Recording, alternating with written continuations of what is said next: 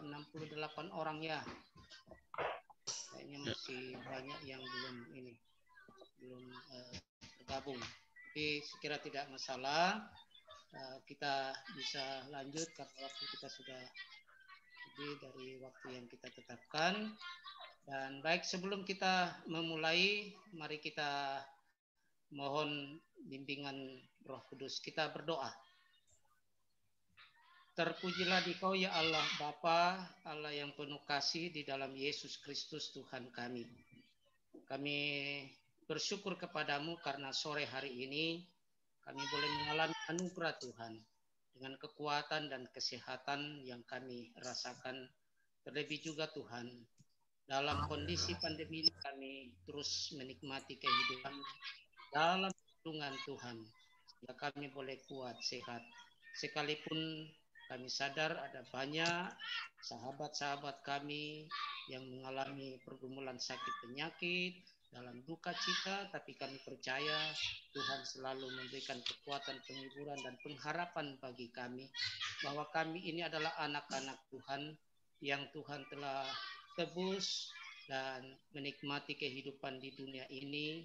Dan saat ini Tuhan, Engkau menuntun kami melalui GCA untuk memahami bagaimana tugas panggilan kami mewujudkan persekutuan di tengah-tengah dunia ini, di mana kami menikmati kehidupan bersama dengan saudara-saudara kami oleh karena Tuhan Yesus yang telah menebus kami untuk menikmati persekutuan ini. Karena itu Bapa, rangkaian dari materi ini dari awal sampai selesainya kami serahkan ke dalam tangan-Mu. Engkau berkati hamba-Mu, Bapak Pendeta Palute yang akan mengarahkan kami.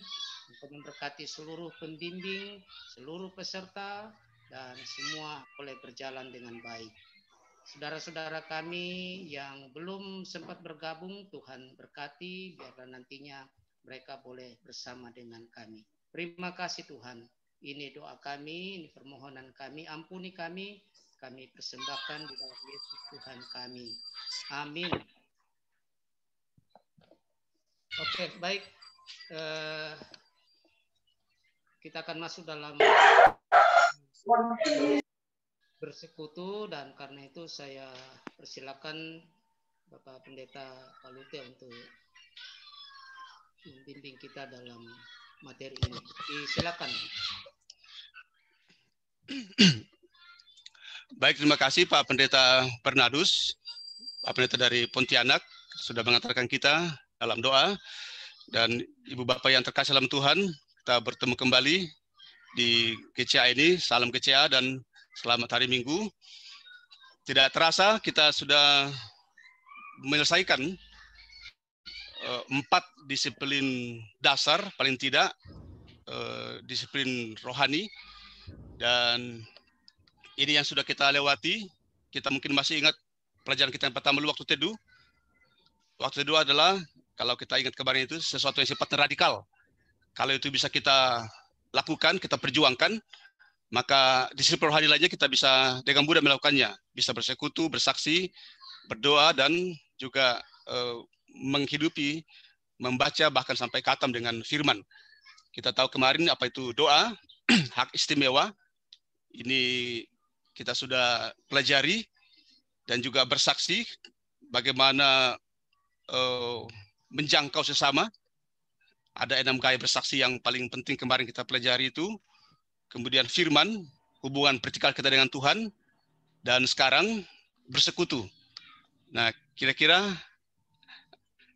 ada apa dalam pikiran Ibu Bapak kalau kita berbicara tentang kata bersekutu atau mendengarkan kata bersekutu? Kira-kira apa yang mulai terbayang dalam pikiran kita mendengarkan kata bersekutu? Paling tidak, kalau kita potong-potong ini ada berapa kata ya? Ada imbuhan, itu ber.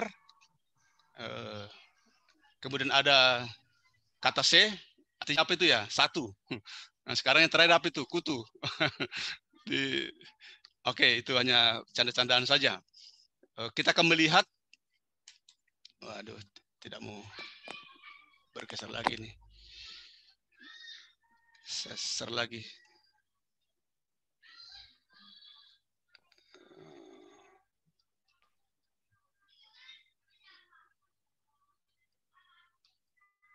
Iya.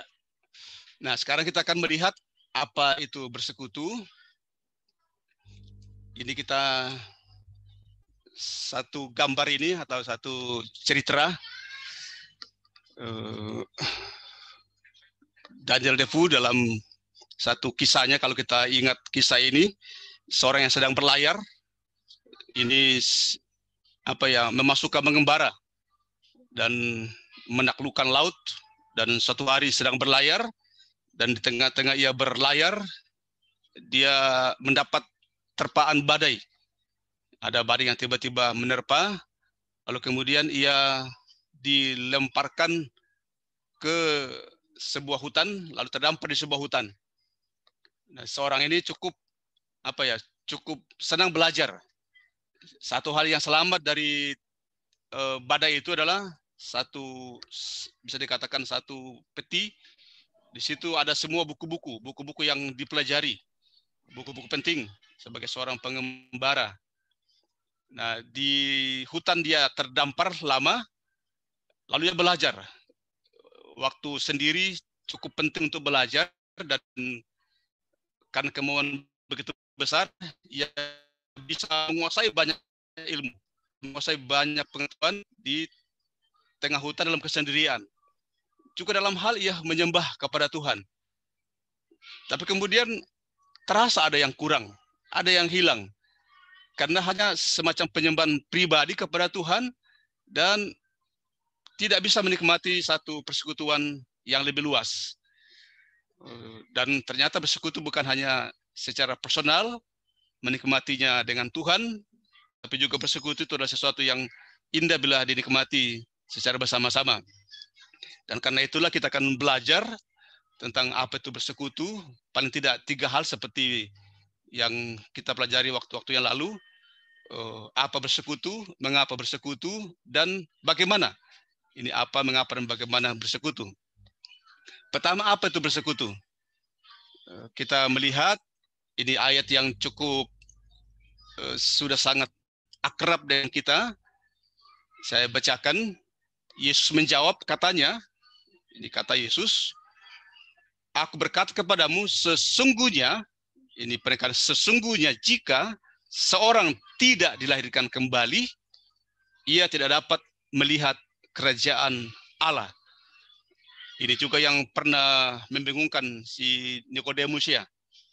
Dilahirkan kembali. Kelahiran ya bisa dikatakan kita manusia itu dilahirkan 2 kali. Pertama lahir dari biologis, lahir dari rahim ibu kita, dan kemudian kelahiran secara kedua, kelahiran teologis, adalah di mana kita lahir dari rahim Bapa. Nah, dengan itu kita disebut sebagai anak. Tadi kalau kita ingat salah satu bahan leksionari yang kita baca tadi di gereja, pertama Yohanes pasal 5 ayat 1 sampai 5, itu ayat 1 mengatakan dilahirkan. Jika mengaku bahwa Yesus adalah anak Allah, maka kita dilahirkan. Jadi di situ ada kelahiran. Nah, ini yang juga kawan-kawan kita di sebelah yang memahami kelahiran anak, kita sebut anak-anak Allah itu dalam pengertian biologis. Bahwa Bapak dan Mama, orang tua kita menikah, lalu kemudian kita lahir. Jadi anak itu karena dipahami sebagai dalam pengertian biologis. Padahal anak yang Alkitab katakan, diajarkan itu adalah dalam pengertian teologis. Itu menjadi penting. Sehingga dalam persekutuan kita dilahirkan kembali. Dilahirkan, kok ini selalu macet-macet ini ya, susah dienter. Aduh.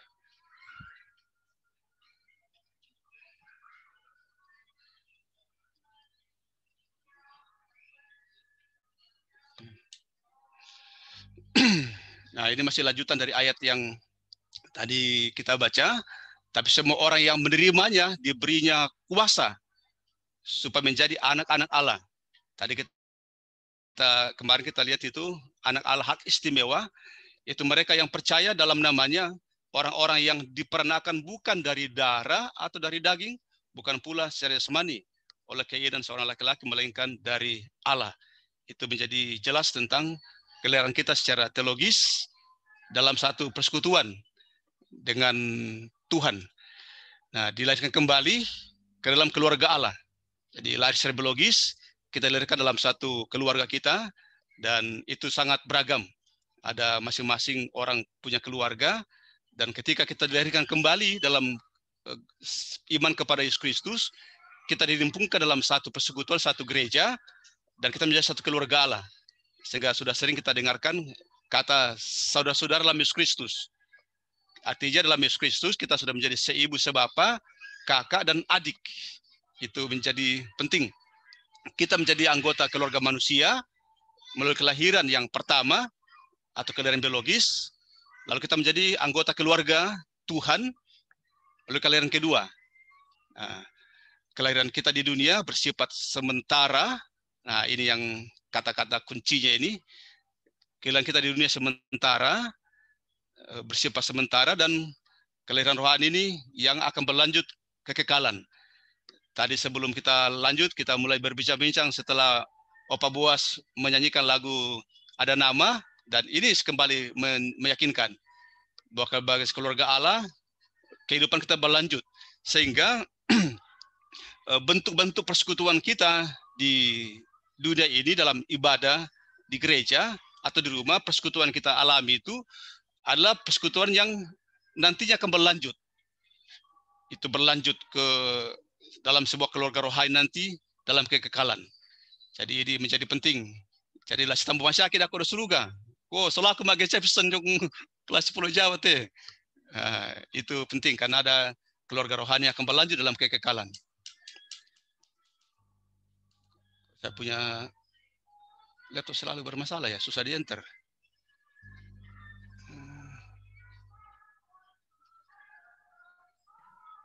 Mau diganti sel itu Pak Pendeta.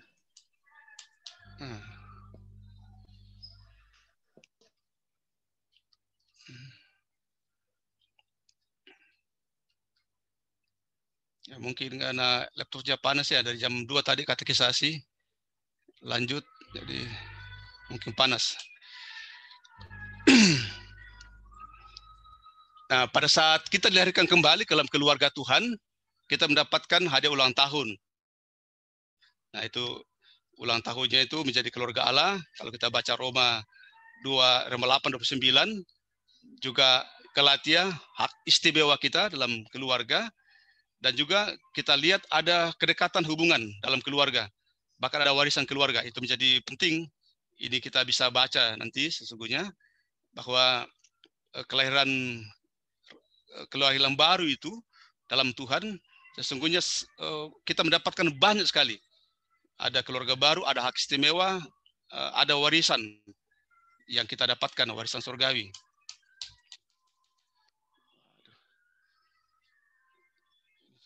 Tidak mau di-enter ini bareng.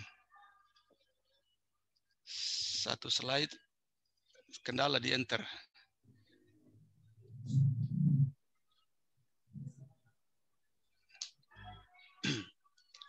Nah, lanjut di Efesus pasal 2, 19-20. Demikianlah kamu bukan lagi orang asing. Itu lagi, ayat ini saling menguatkan, saling melengkapi. Demikian kamu bukan lagi orang asing dan pendatang, melainkan kawan sewarga dari orang-orang kudus dan anggota-anggota keluarga Allah yang dibangun di atas dasar para rasul dan para nabi dan Kristus Yesus sebagai batu penjuru. Jadi sudah sangat jelas saya pikir.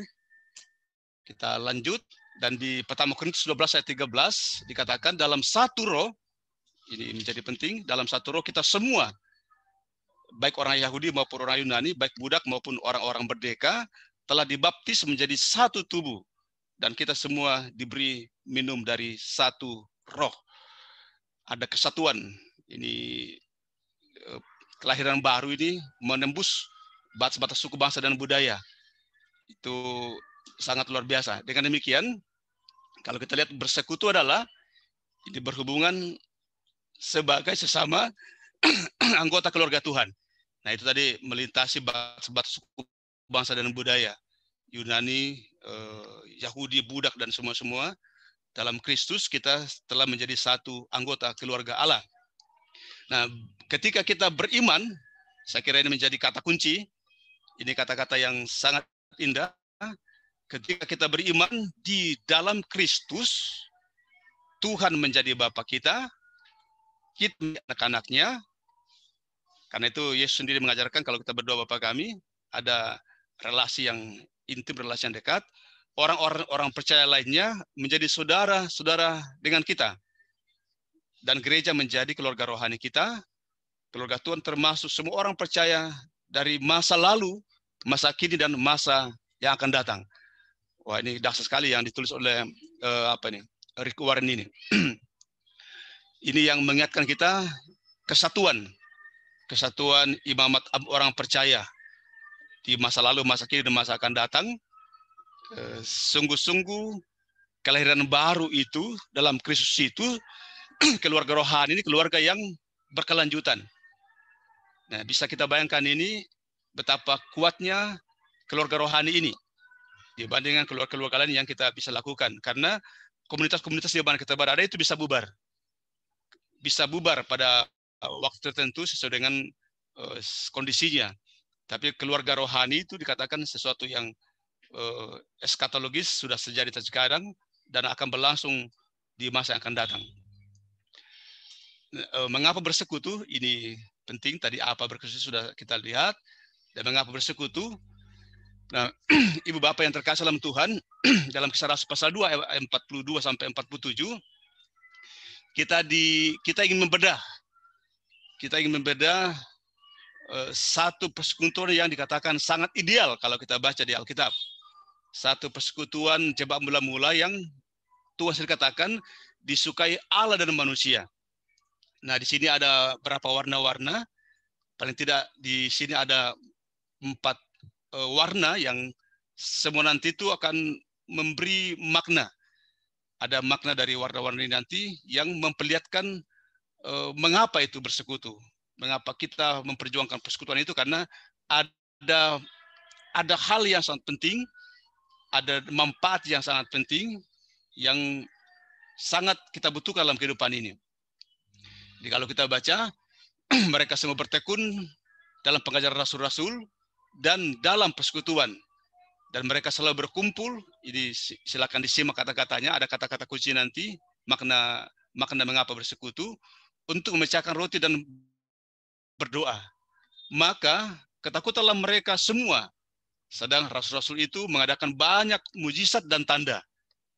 Ini di bol hitam lagi. Dan semua orang yang telah menjadi percaya, diberi warna baru lagi, tetap bersatu. Kemudian warna yang sama lagi, dan segala kepunyaan mereka adalah kepunyaan bersama. Dan selalu ada dari mereka yang menjual hartanya, masih warna yang sama, lalu membagi-bagikan kepada semua orang sesuai dengan keperluan masing-masing. Ada warna berbeda lagi dengan bertekun, dan saya sepikir mereka berkumpul tiap-tiap hari di dalam bait Allah. Mereka mencakar roti di rumah masing-masing secara bergiliran dan makan bersama-sama dengan gembira, dengan tulus hati, sambil memuji Allah, dan mereka disukai semua orang, dan tiap-tiap hari Tuhan menambah jumlah mereka dengan orang yang diselamatkan. Ada seorang teolog yang merefleksikan model hidup jemaat mula-mula. Dia katakan mimbar mereka adalah rumah. Mimbar mereka jemaat mula-mula adalah meja makan. Dan ternyata mimbar itu, mimbar yang di mana di situ ada kehidupan dibagi, yang membuat persekutuan ini menjadi persekutuan yang berempati. Sangat persekutuan yang berempati. Sebuah kehidupan yang benar-benar bertumbuh di rumah, persekutuan yang berakar di rumah. Ya, di masa COVID ini sangat terasa satu persekutuan di rumah. Sehingga kita sudah beribadah lewat YouTube. Kita beribadah dengan meeting lewat meeting dan virtual. Ya, itu menjadi penting direnungkan saat ini lewat YouTube, lewat Zoom meeting. Caranya, tapi sungguhnya substansinya tidak berubah. Makna persekutu itu tidak berubah. Metodologinya yang berubah, tapi substansi persekutu itu tidak berubah. Nah, ternyata dari 4 warna tadi, kalau kita lihat, ini alasan mengapa kita bersekutu. Yang potret jemaat mula-mula. Ternyata dalam persekutuan itu, potret jemaat mula-mula, ada 4 hal yang sungguh-sungguh merupakan sebuah kekayaan anugerah yang mungkin di tempat lain tidak dimiliki. Di situ ada persaudaraan, ada persaudaraan sejati. Tadi kalau kita khotbah hari Minggu kita di Kertoraja, saudara, persaudaraan. Ternyata dalam persekutuan kita menikmati 4 hal. Mudah diingat, ini ada 4P, persaudaraan, ada pengajaran, ada penyembahan, dan ada pelayanan.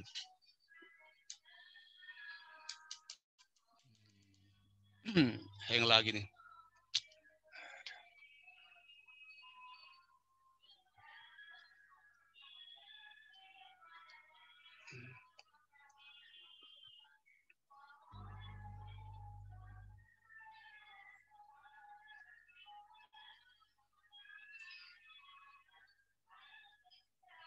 Nah, kita melihat bahwa dalam persekutuan itu di mana saling mendorong dan meneguhkan. Kemudian dalam pengajaran, nanti kita akan masih lihat lebih lanjut, dalam pengajaran di mana saling mengubahkan dan menumbuhkan.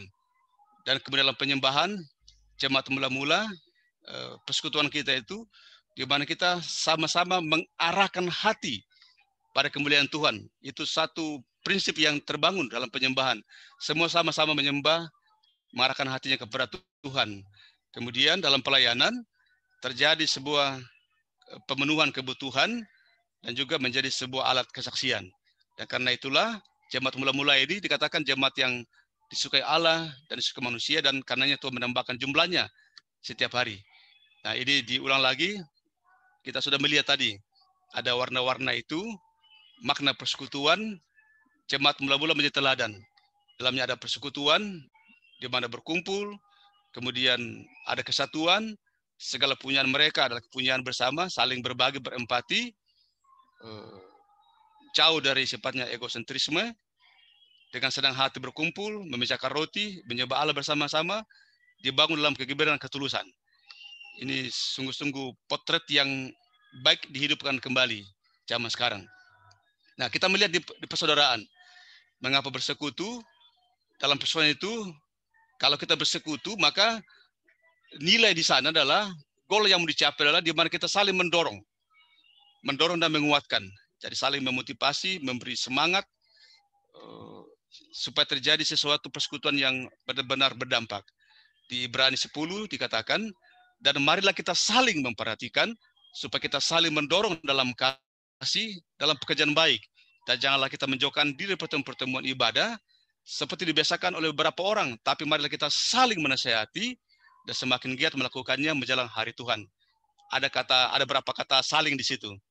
Saling memperhatikan, saling mendorong, kemudian selanjutnya saling menasihati. Dan ini benar-benar sebuah bentuk persaudaraan yang yang lahir dari hati yang dalam, karena di situ terlihat bagaimana sebuah empati satu sama lain sebagai satu persekutuan. Nah, itu yang kemudian kalau kita lihat itu motonya Nokia itu, Connecting People. Nah, ini Bapak terkasih, kita mungkin pernah baca ini filmnya The Lone Rangers. Di acara TV disampaikan bahwa ada seorang penjaga hutan. Ini yang naik kuda ini namanya Tonto, dan kudanya ini namanya Silver. Dan ada temannya seorang Indian. Tapi ketika dalam mengawasi hutan ini, sesungguhnya bisa menggunakan teman-teman yang lain, bisa memanfaatkan sumber daya yang lain, sumber daya manusia yang lain, kawan-kawan yang lain, tapi si Tonto ini dia sendirian yang kemudian melakukan tugas-tugas itu. Karena itu Tim Allen mengatakan salah satu dari 10 bodoh yang dilakukan oleh orang Kristen ialah yang menghambat pertumbuhan rohani mereka adalah menjadi anak Tuhan dengan gaya Lone Rangers. Artinya sama kalau katakan one man show. Ya natoraya na kuah ya bangsian tataki ya bangsian nasu ya bangsian tolo ya bangsian apa ya bangsian kande. Ini one man show dan ini ternyata dikatakan oleh Tim Allen sebuah kebodohan atau 10 kebodohan. Kalau dalam gereja hanya satu yang bekerja. Dan saya kira sidang Saudara Deam yang kemarin di Makale itu sudah sangat mengubah banyak hal tentang eklesiologi kita ke Toraja. Di tubuh Mas Gereja saja itu sudah disebut dengan kolektif kolegial. Itu semua sumber daya, semua potensi itu diberdayakan dan sidang Saudara Deam yang sekarang ini sedang kita dengarkan yang lalu, mungkin masih ingat ceramahnya Pak Alfred ketika kita sosialisasi tentang tema dan subtema itu, maka 5 tahun ke depan ke Toraja mengusung bagaimana memberi apresiasi, ya apresiasi terhadap semua potensi yang ada dalam gereja, sehingga semua potensinya itu diberi apresiasi agar menjadi satu tim kerja seperti jemaat mula-mula. Ini bermasalah ini, komputer kayak yang bermasalah ini atau orangnya.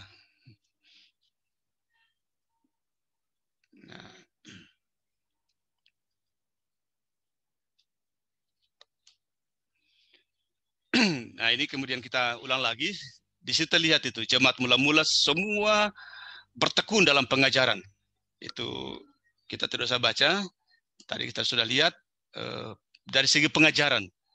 Jemaat mula-mula, jadi saudara tadi ada persaudaraan, sekarang pengajaran. Ini yang tumbuh bersama-sama.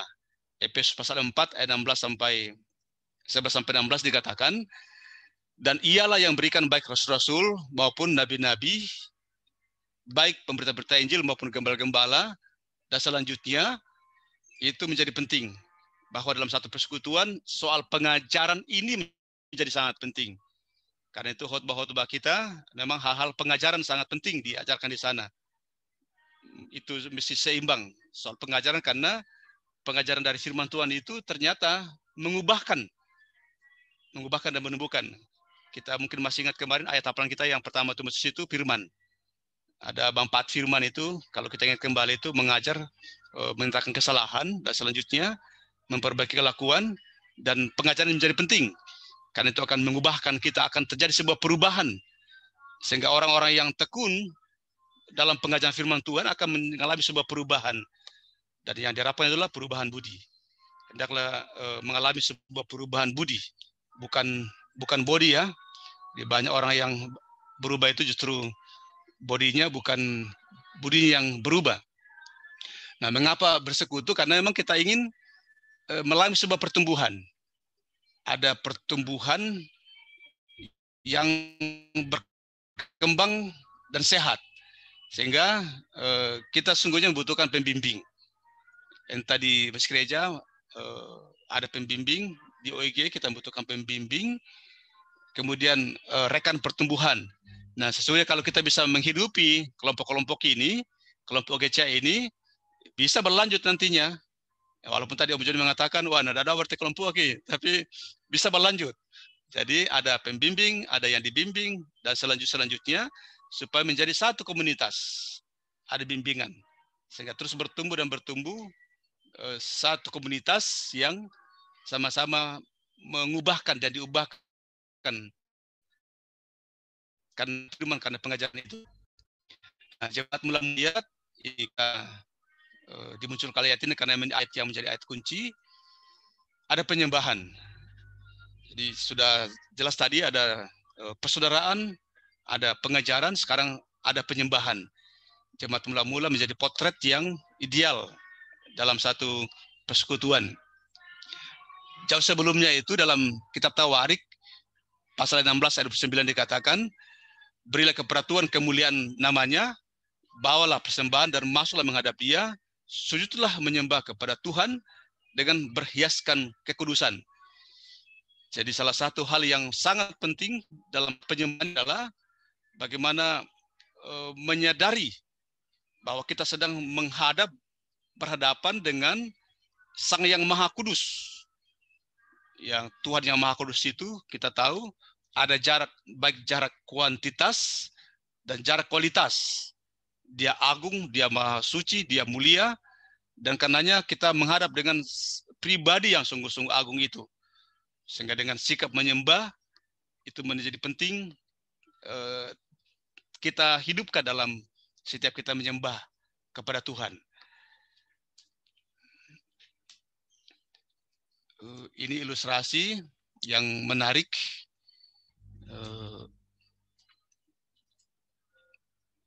Ya, dan ada do kampung teh cerita do kampung apa tipu kada. Dan teman-teman masa libu tak nama lema gereja.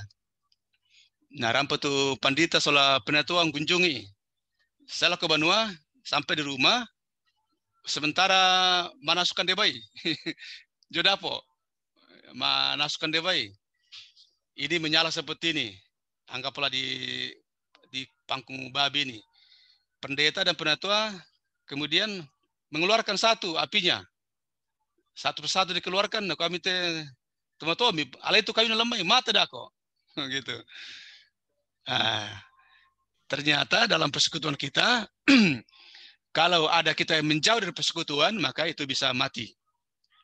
Nah, ketika kita mulai meninggalkan ibadah bersama, walau di masa COVID ini, ibadah bersama tetap lanjut dengan cara yang berbeda, dengan YouTube, dengan virtual, tapi makna ibadah itu tidak berubah, substansi ibadah tidak berubah, kita tetap bersekutu dari rumah ke rumah, dan kita tidak, jika kita sudah meninggalkan komitmen, maka itu sesungguhnya tanda bahaya sedang menyala. Jadi kalau sudah mulai meninggalkan satu persekutuan, entah karena persoalan-persoalan lain, hubungan dengan yang lain, atau persoalan di mana, dan itu sesungguhnya bahaya. Itu perlu diingatkan. Mengapa bersekutu? Masih telah jemaat mula-mula di sekitar pelayanan. Di Yakobus pasal 13 ayat 34 sampai 35 dikatakan, aku memberikan perintah baru kepada kamu, supaya kamu saling mengasihi. Ini juga khotbah yang tadi disampaikan. Sama seperti aku telah mengasihi kamu, demikian pula kamu harus saling mengasihi. Dengan demikian semua orang akan tahu bahwa kamu adalah murid-muridku, yaitu jikalau kamu saling mengasihi. Ini rupanya kata kunci yang sangat penting. Kalau kita ingat di pertama Korintus pasal 13 ayat 13, ada 3 hal yang sangat penting: iman, pengharapan, dan kasih. Dan yang paling besar dari itu adalah kasih. Mengapa paling besar? Karena dengan kasih ternyata kita bisa mengubah dunia. Iman sangat penting, dahsyat, bisa memindahkan gunung. Pengharapan juga sangat penting. Tapi ternyata dikatakan lebih besar, yang paling besar daripada itu adalah kasih. Karena kalau kita saling mengasihi, maka kita bisa mengubah dunia. Dikatakan supaya dunia percaya bahwa kamu adalah muridku. Jadi menaklukkan dunia ini, pemenang dalam dunia ini, bukan dengan senjata, tapi ketika kita saling mengasihi, maka dunia percaya. Artinya dunia menjadi menikmati satu persekutuan yang kita perankan di dunia ini. Di Yohanes pasal 17 ayat 20-23 itu juga masih memperlihatkan kepada kita, dan aku telah memberikan kepada mereka kemuliaan yang kau berikan kepada aku, supaya mereka menjadi satu, sama seperti kita adalah satu, aku dalam mereka dan mereka dalam aku, supaya mereka sempurna menjadi satu, agar dunia tahu, lagi-lagi agar dunia tahu bahwa engkau yang telah mengutus aku, dan bahwa engkau mengasihi mereka sama seperti engkau mengasihi aku. Ternyata kasih ini adalah satu senjata rohani yang kalau kita benar-benar perankan dengan baik, maka itu bisa mengubah dunia ini. Nah, itu yang kalau kita pernah baca bukunya Gandhi, itu sangat menantang kita. Gandhi mengatakan, andai kata semua orang Kristen melakukan apa yang Yesus ajarkan, maka agama Kristen akan menjadi agama tanpa tanding. Tidak ada ditandingkan menurut Gandhi. Andai kata kita bisa menghidupi ajaran Yesus, maka menjadi satu agama yang tanpa tanding. Tiada tandingannya. Itu kata Gandhi. Nah, saudara, ini sebuah ilustrasi mengapa bersekutu. Katakanlah ini sebuah gedung yang ingin kita runtuhkan. Tembok yang kokoh yang ingin kita runtuhkan. Nah, ini ada dua orang berdiskusi bagaimana meruntuhkan tembok ini. Di sini sudah ada apa nih yang dimasukkan ke dalam bakso kalau meledak. Apakah akan ditumbuk dengan ini dilemparkan satu persatu, ataukah dibakar dengan api supaya cepat rubuh? Ternyata alat ini mesti disatukan. Dimasukkan dalam meriam ini apa ini dimasukkan ke dalam, kemudian dibakar oleh api, lalu kemudian akan dengan seketika itu bisa meledak. Jadi menggunakan semua potensi, menggunakan semua sumber daya, bukan The Lone Rangers, tapi menggunakan semua potensi untuk itu. Nah, itu 4P yang kita sudah pelajari. Saya kira ini bisa kita isi di buku kita. Persaudaraan adalah mendorong dan saling menguatkan, dalam pengajaran mengubahkan dan menumbuhkan, dalam penyembahan kita mengarahkan hati pada kemuliaan Tuhan, dan dalam pelayanan ada kebutuhan yang terpenuhi dan sekaligus menjadi sebuah kesaksian. Nah, jadi kalau kita saling memberi, ini pelayan diakonia yang kalau kita katakan ini pelayan diakonia, ada kebutuhan yang terpenuhi dan ternyata itu menjadi sebuah kesaksian yang hidup. Lalu yang terakhir adalah bagaimana bersekutu. Ini yang terakhir, Rick Warren dalam bukunya mengatakan kehidupan Kristiani lebih dari sekedar komitmen pada Tuhan. Komitmen oke, tapi menurut Rick Warren lebih lagi dari itu. Sebuah kehidupan Kristiani lebih daripada komitmen pada Tuhan. Kehidupan Kristiani juga meliputi komitmen pada keluarga Tuhan. Nah, itu makanya tadi dalam ilustrasi gambar kita yang pertama, seorang yang terdampar di pulau itu, dia bisa menyembah Tuhan secara pribadi, komitmennya tidak ragukan, tapi tidak cukup. Komitmen pada Tuhan itu oke, penting dan baik, tapi kehidupan Kristiani juga adalah meliputi komitmen pada keluarga Allah atau sesudah kita yang lainnya. Tadi katakan bahwa ada keluarga rohani kita lainnya yang telah lahir kembali. Nah, tingkat komitmen kita, saudara, dalam persekutuan gereja lokal, ini kita di gereja lokal, Gereja Toraja, dan saudara kita di gereja-gereja lain, menunjukkan kasih dan komitmen kita kepada keluarga Tuhan. Jadi ternyata luar biasa. Komitmen kita melayani gereja itu sebuah bentuk komitmen yang juga dipersembahkan bagi sesama. Karena itu dalam gereja kita sudah menyaksikan mui pejabat ke jolo kantoro, apa jabatan kita, di rumah kita, status sosial kita sungguh luar biasa.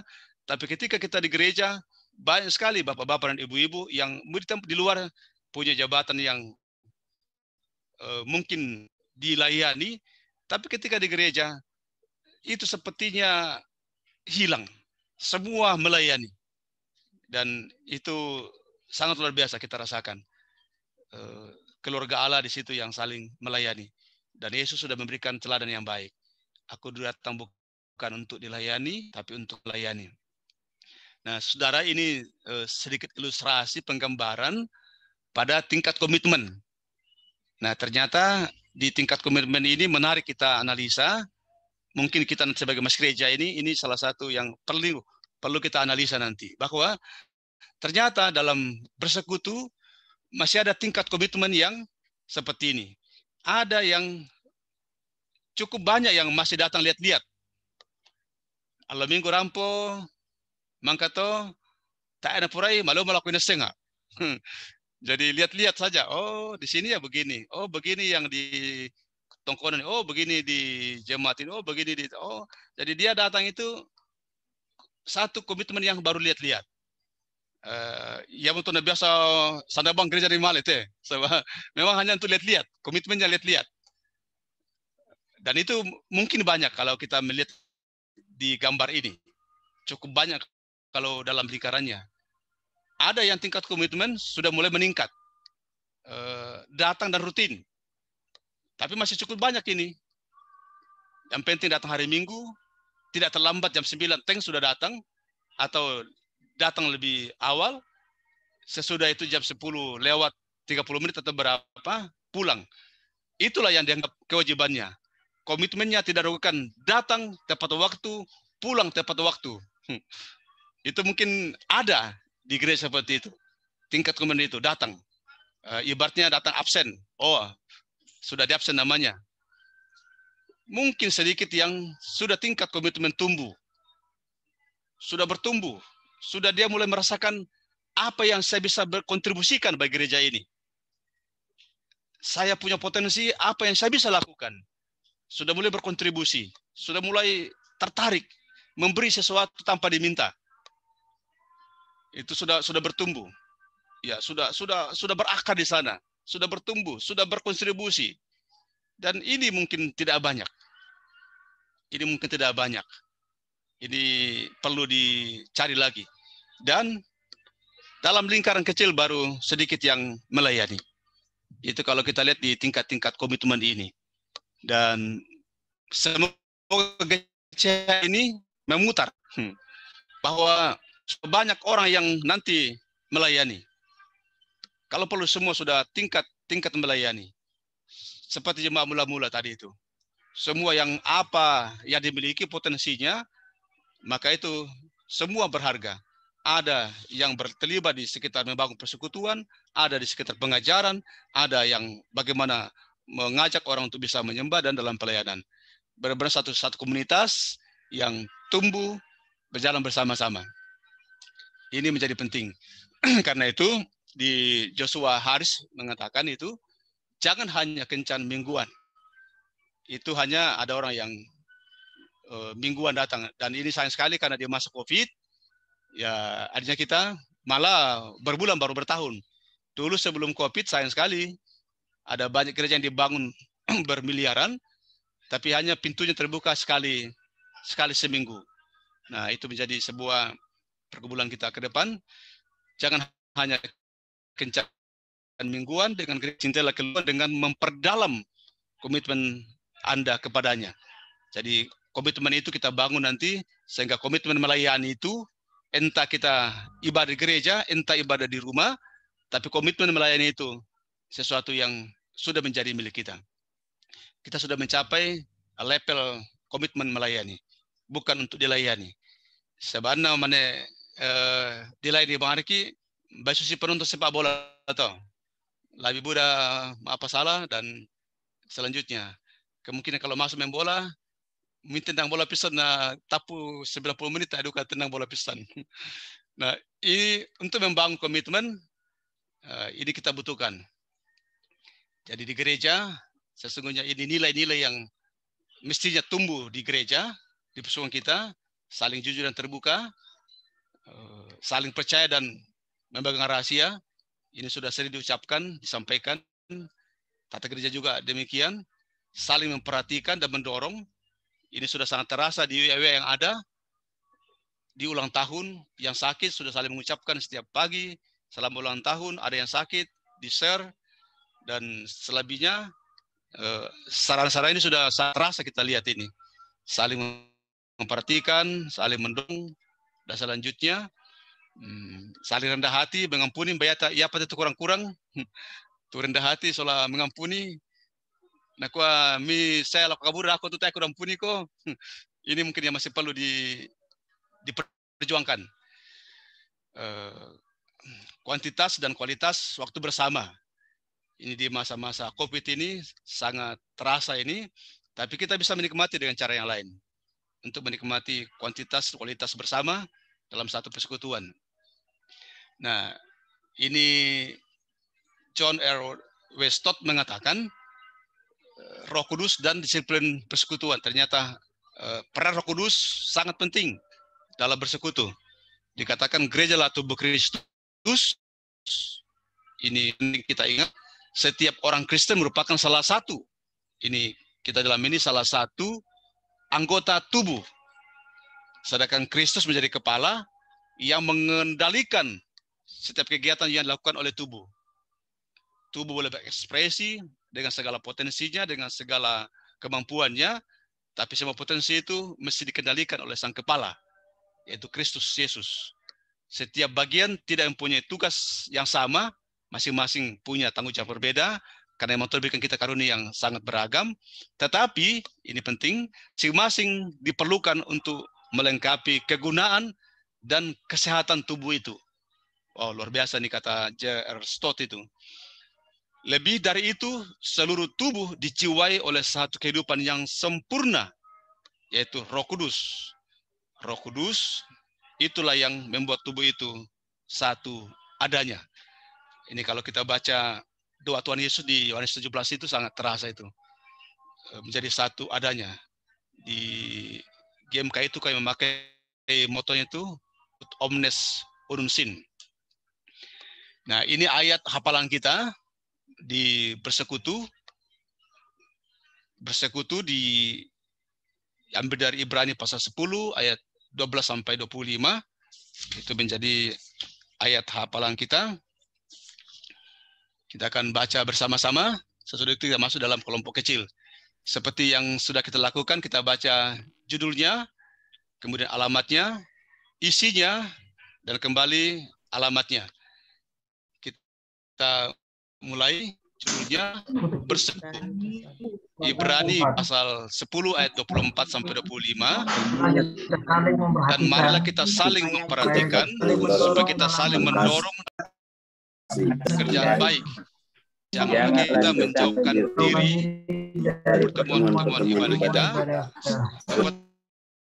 kita dibiasakan beberapa orang, tetapi marilah kita saling menasihati telah hari Tuhan yang mendekat. Ibrani pasal 10 ayat 25 sampai 25. Kita berdoa.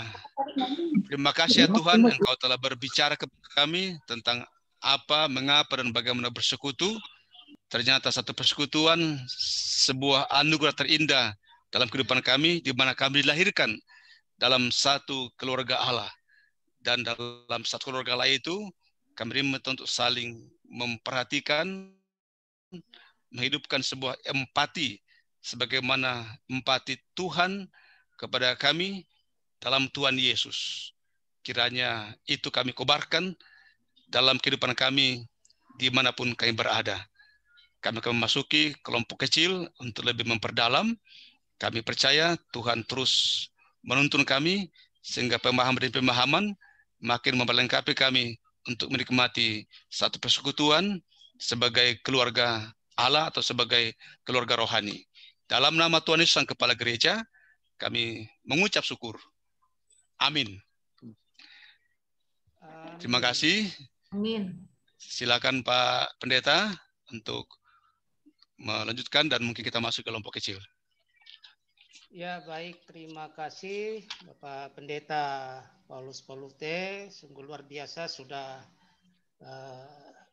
menguraikan materi, salah satu materi dari disiplin rohani kita adalah bersekutu, dan saya kira kita semua sudah bisa memahami apa itu persekutuan, mengapa kita bersekutu, dan bagaimana kita bersekutu. Jadi bahwa persekutuan ini, kita ini bersekutu sebagai keluarga Allah yang sudah dilahirkan kembali, ya, dilahirkan kembali, dan karena itu sebagai keluarga Allah kita hidup bersama dengan sesama kita. Tentu dalam mewujudkan kehidupan bersama dengan sesama, kita membutuhkan peran, kehadiran, dan melibatkan semua potensi-potensi yang ada di dalam persekutuan itu, sehingga nampak bahwa kita bekerja secara bersama-sama sebagai satu persekutuan. Dan saya kira di situ kita bisa memahami bersama, intinya adalah bagaimana kita mewujudkan komitmen sebagai keluarga Allah. Apa yang harus kita kerjakan bersama. Apakah sekedar kita sebagai penonton dan seterusnya sampai kita mau memberi diri untuk melayani. Ya, saya kira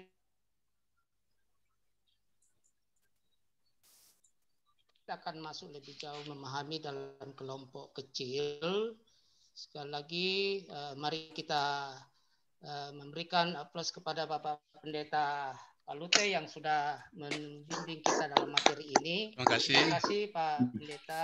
Pendeta Palute ya. Kita percaya berkat kekuatan kesehatan Tuhan nyatakan buat Bapak Pendeta dalam tugas pelayanan di gerejanya, di jemaatnya, terlebih di jemaat kota dan juga di kelas, bahkan di wilayah ya, sebagai ketua di wilayah ketua 1 ya Pak Pendeta ya. Ketua, ya. Supaya kita semua bisa tahu juga itulah talenta yang Tuhan karuniakan kepada Bapak Pendeta dalam pelayanan ini. Dan baik, sebelum kita masuk ke kelompok kecil, ada berapa kelompok yang digabung ya? Ya, mungkin ada kelompok yang digabung karena ada beberapa kawan-kawan yang melayat. Ya. Iya, kayaknya ada beberapa kelompok yang digabung. Jadi nanti semua peserta ya kita buka saja classroom yang diatur oleh tim, dan sebelum itu mungkin dari tim ada informasi sebelum kita masuk ke kelompok kecil. Adakah informasi dari tim GCA? Dari ketua tim ada atau anggotanya? Ya, selamat sore Bapak. Mungkin mau informasi saja berhubung dengan mungkin beberapa dari Bapak Ibu pendamping, pembimbing yang berhalangan pada saat ini. Dan sementara yang biasa mengatur dan menyusun untuk penggabungan kelompok, biasanya Pak Asmen. Berhubung karena Pak Asmen lagi pemateri di kelas A, jadi mungkin nggak bisa dipilah-pilah yang mana yang mau digabungkan nanti, yang mana yang belum bergabung pembimbingnya. Jadi mungkin saran saya kalau pada saat nanti dibuka ruangan kecilnya, kalau ada yang tidak ada pembimbingnya, mungkin salah satu orang saja keluar untuk melaporkan kalau tidak ada pembimbing. Jadi kita bisa gabungkan ke kelompok lain yang pesertanya kurang atau yang pembimbingnya bersedia. Begitu Bapak Ibu. Itu saja mungkin saran dari saya. Terima kasih. Ya, mungkin apa maksudnya keluar tadi kalau tidak ada pembimbingnya kita. Maksudnya Pak kalau kita udah buka kelas kecil, ya, pada saat udah di kelas kecil tidak ada pembimbingnya, mungkin salah satu dari peserta di kelas itu mungkin keluar dari kelas kecil masuk ke ruangan utama untuk menyampaikan bahwa di kelas kami tidak ada pembimbing. Jadi nanti saya bisa gabungkan ke kelas yang ada pembimbingnya gitu. Karena biasa selama ini kalau tidak ada pembimbing biasa direkap sama Pak Pendeta Asmen. Cuman kemungkinan saat ini Pak Pendeta Asmen nggak bisa rekapnya karena dia pemateri di kelas A. Ya, begitu Bapak. Gitu ya. Ya, dipaham. Dipaham ya. Oke lah. Baik, masih ada informasi dari tim? Cukup? Cukup. Iya, baik. Kita akan masuk dalam kelompok kecil dan juga kita akan akhiri nanti masing-masing di kelompok kecil. Karena itu sekali lagi atas nama peserta kami menyampaikan terima kasih kepada Bapak Pendeta Paulus Palute yang sudah menuntun kita dalam materi ini. Baik, silakan tim kita masuk ke. Baik, kita buka ya Pak ya. Kecil. Ya.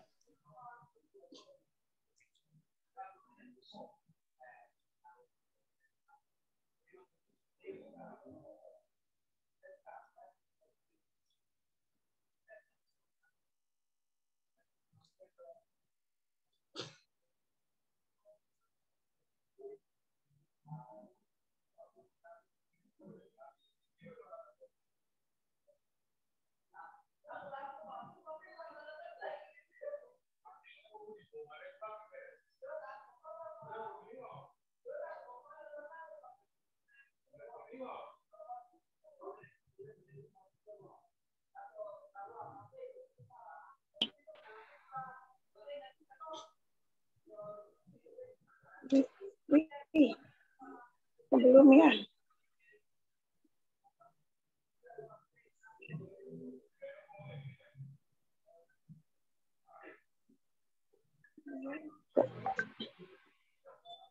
Ibu Neti kelompok berapa Ibu? kelompok 4, Pak. Kelompok 4 ya. Ya.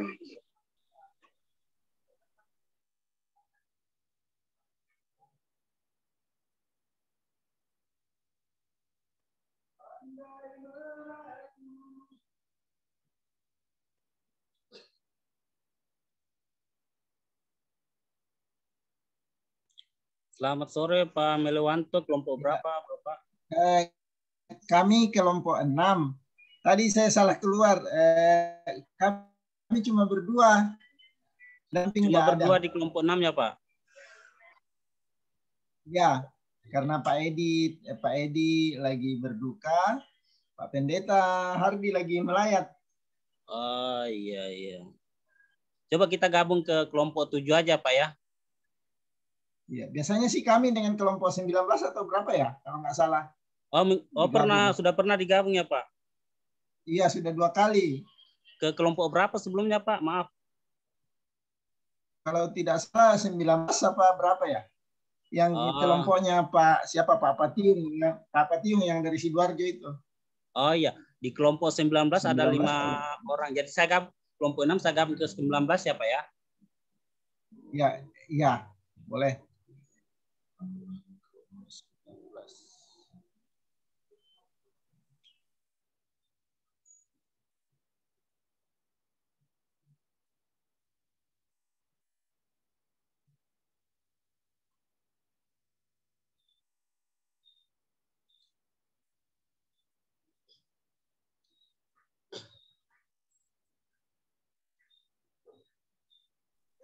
Pak, minta tolong Albertin ke kelompok 11 ya, Pak. Terima kasih. Oh iya, Bu Albertin Tadung ke kelompok 11 ya, Bu? Iya, benar. Terima kasih. Selamat malam, Pak Hendrik. Malam, Ibu. Kami dari kelompok 1, hanya 4 orang dan tidak ada pembimbing. Kira-kira mau digabung di mana ya, Pak? Kelompok 1 tidak ada pembimbing ya, Bu ya? Iya, betul. Kita gabung ke kelompok 3 aja, Bu. Atau sebelumnya sudah pernah digabung kelompok ya, Bu? Pernah. Ke kelompok berapa, Ibu? Waktu itu. Kelompok berapa ya yang ada Ibu Lucy, Ibu Eta Karel, Ibu Yuliasna Lele Padang. Itu kelompok berapa ya waktu itu? Kelompok 4 apa? Berapa ya?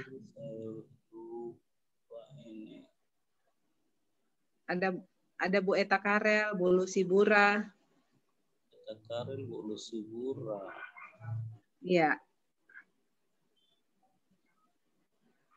Ibu Yuliasna Lele Padang. Apa ya? Saya sambil nanya dulu.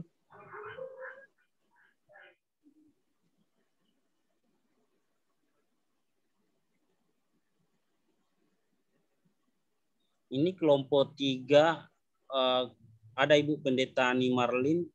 Kalau mau kita gabung ke situ aja, Bu. Gimana, Bu?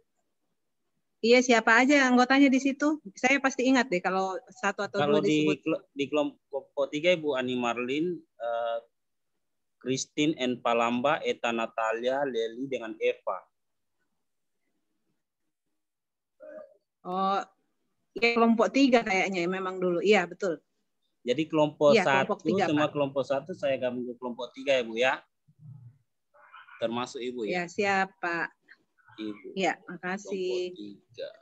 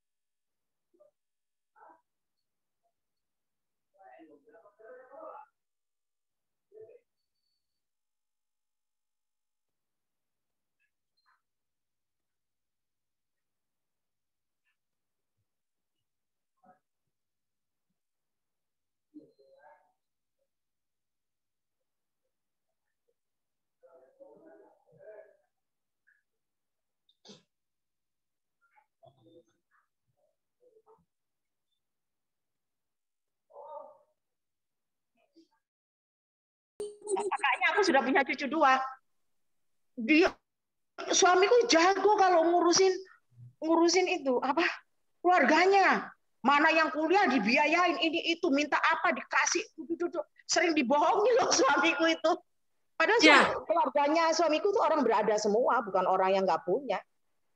Iya Tante, iya percaya ini. Tapi iya ini percaya. Ya, maaf ya, aku tuh sayang semua sama keluarga suamiku, dan keluarga suamiku memang sangat sangat sayang sama aku. Semua kakak adiknya. Tapi ya semua itulah upacara itu yang bikin aku bilang kalau mama bapak di upacara, ayo, sama mamaku meninggal waktu di sana, aku bilang sama suamiku, waktu itu kita sudah mau naik bus, mau pergi ke Makassar, karena kita udah 2 minggu di situ ya, cuti udah habis, nungguin mama, ya ampun, mertua aku tuh sayang banget loh Bu Indri sama aku. Selamat malam, Iya Tante. Ibu, mohon maaf mengganggu. Iya. Iya Ibu, maaf, ini kelompok 2. Pembimbingnya siapa ya, Bu? Nggak ada, Pak. Kita ngobrol sendiri. Oh. Dikasih Ibu Desi Kombong ya, Bu, pendeta Batam. Oh, kayaknya Ibu Desi lagi pelayanan itu, Bu. Ibu bisa digabung ke kelompok lain atau boleh, gimana? Nggak apa-apa. Oh iya, Bu, ditunggu ya, Bu. Saya gabung ke kelompok yang ada pembimbingnya, Bu, ya. Terima kasih. Oke lah, kapan-kapan Bu Desi kita ngobrol. Kita GCA dulu. Oke. Digabung kemana kita, Tante? Nggak tahu. Baru setiap minggu baru terus kita, Tante, ya kelompoknya. Nggak tahu. Kangen juga sama Bu Desi ya. Iya. Itu dulu lama banget Bu pendeta kita. Ini si Lucy lagi ibadah di sana di Esra Tondok. Iya, itu Esra Tondok pernah di Surabaya, Tante, pernah sama-sama PPGT. Makanya orang-orang bilang Esra Tondok itu pernah di Surabaya. Iya. Sempat ketemu kan? Halo? Ini lama banget ya kita dimasukin kelas. Iya. Tante sempat ketemu sama Esra Tondok di Surabaya. Siapa? Saya? Ya. Enggak, di Jakarta ketemunya. Oh iya. Sekilas saja. Kan adiknya itu temen aku. Iya. Temen di gereja kota, si Esra. Kakaknya Esra. Si Tondok itu. Mantunya Bu Paimbonan itu. Oh. Iya, Tante. Aku di Surabaya itu keluarganya Tante Pakiding. Oh, Tante Pakiding. Iya. Yang ngawinkan aku sama suami. Oh ya, oke.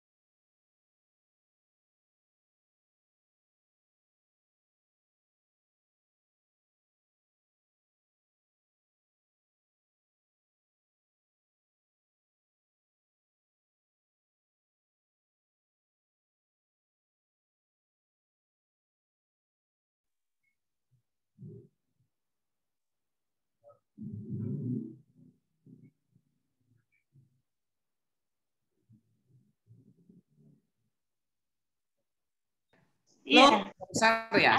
Kenapa Iya. jadi balik nih? Aku sendiri di kelompok. Kenapa kita mental ya? Nggak ada yang lain. Kembali semua, ini kok kembali otomatis ini ya. Ada gangguan teknis kayaknya dari Iya, ada yang gangguan teknis. Kaget juga saya. Tertarik otomatis. ya. Oh ya, maaf Bapak Ibu, ada yang berdiskusi. saya buka ulang kembali ya.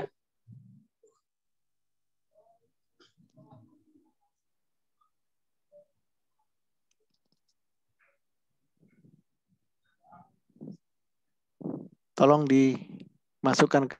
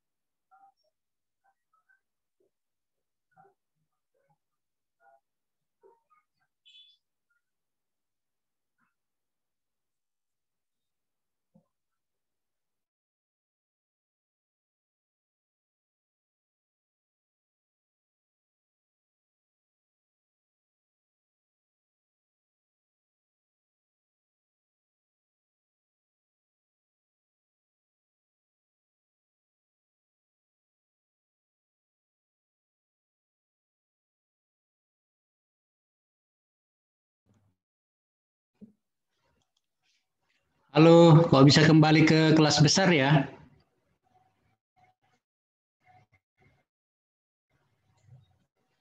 Pak Hendrik. Iya Pak, Halo, kelas Pak kecilnya Hendrik. sudah dibuka kembali tuh.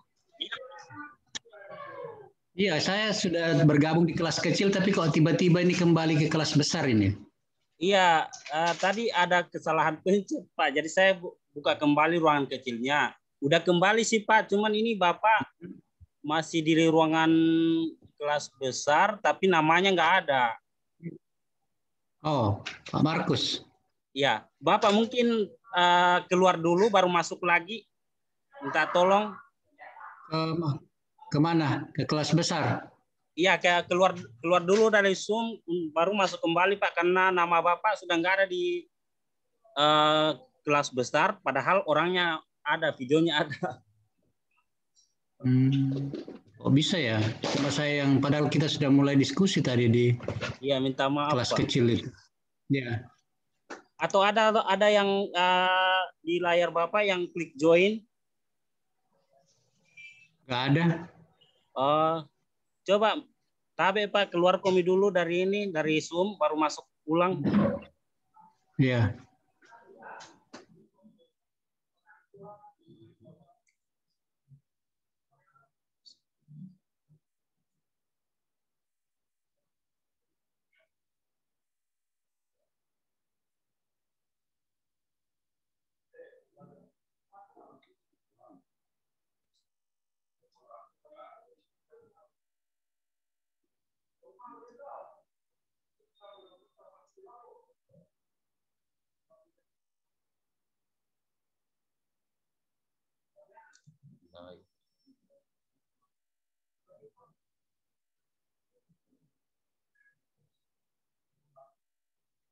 Oh, sudah masuk nih.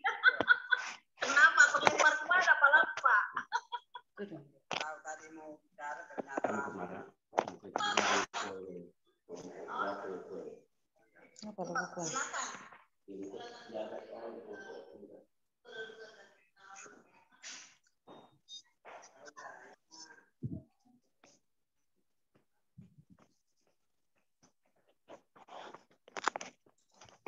Malam Ibu. Malam. Ibu Maaf tadi saya keluar. Ini jadinya Ya. saya masuk kelompok berapa? Tadi Ibu gabung di kelompok berapa Ibu? Soalnya di kelompok 5 nggak ada pesertanya nih Bu. Ya aku tuh yang kelompok 5 makanya. Nah ini aku bingung mau masuk kelompok mana? Atau saya gabung ke kelompok 4 aja ya Bu ya, karena di kelompok 4 ada pesertanya, di kelompok 5 ini sepertinya tidak ada. Terserahlah masuk kelompok mana. Kelompok 4 ya Bu ya. Ya.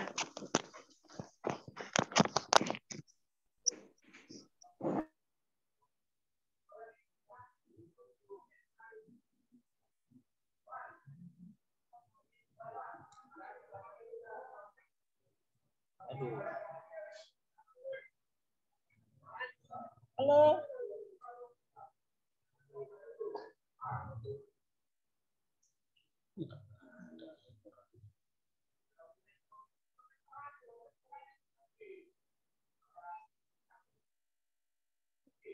Oh.